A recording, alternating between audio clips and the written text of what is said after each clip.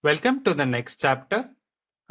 This chapter is going to be very small, where we would be covering white's sidelines after c into d5, e into d5, and the Manhattan. So pretty much white has two critical moves, bishop g5 and bishop f4. We would be going through the other options here, but they are not so critical and they are not played very often, but it's still good to know what we should be doing against these options. So d4, d5, c4, e6, knight f3, knight f6, knight c3, knight bd7, cd5, ed5, and we have checked the main moves here, bishop g5 and bishop f4, but white has a couple of other tries too. One is g3, which was tried by Grandmaster Kasper Pieren and Grandmaster Sashikaran, both of which who are excellent theoreticians. So it makes sense to check them a bit. And the other one is to play queen c2, which is far more critical in this position and is the subject to chapter 11, where we would be covering this line in great depth. But after cd, ed, queen c2, it's not so super critical and we are absolutely fine against it. Let's start with g3. So white is playing sort of a Catalan where we don't have the option of playing dc4 anymore. White wants to play bishop g2 and exert pressure on this diagonal. But because there is no pawn on c4, that means our pawn on d5 is very safe and we are not really afraid of it. And I think the simplest plan is to just play c6. What we are doing is we are creating a blockade against the bishop on g2. And after bishop g2, we have the option of playing bishop e7, but we want to keep our pieces on the most active square, bishop d6, keeping the e file open for the rook to jump in on e8 after, let's say, short castle. Then we want to play rook e8, occupy the e4 square with the knight, or maybe play knight b6, get this bishop out to f5. Everything's fine. The d5 pawn is not under pressure, unlike the main Catalan variations where the entire game revolves around the control of the d5 square. Okay, so once you play castle, knight b6, get the bishop out, you have no problems whatsoever. Let's go back. White might try playing queen c2.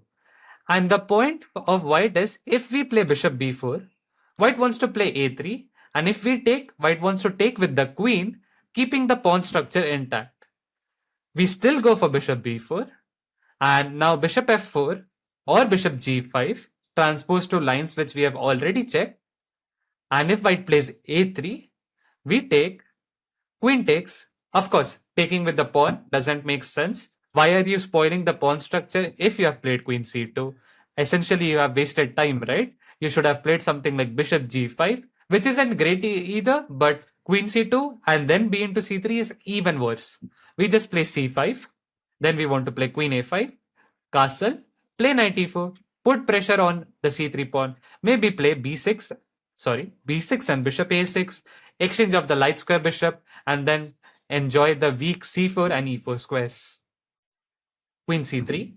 So white hasn't spoiled the pawn structure, but white has a problem with development. These pieces are hugely misplaced. White needed some development here. What do?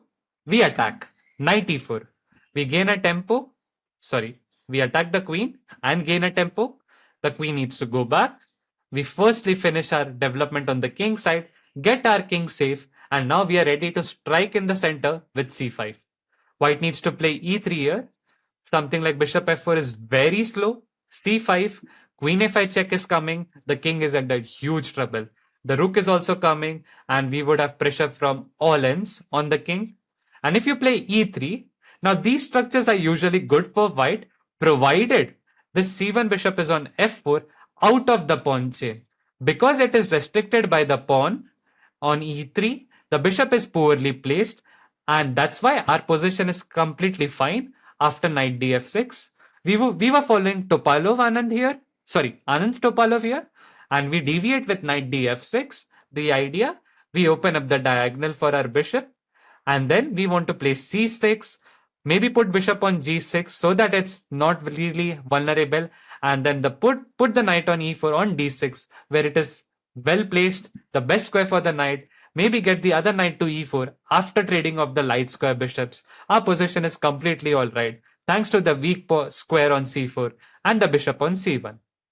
That's it. This was a very short chapter covering some of the very small sidelines on the sixth move after cd5, ed5 for white.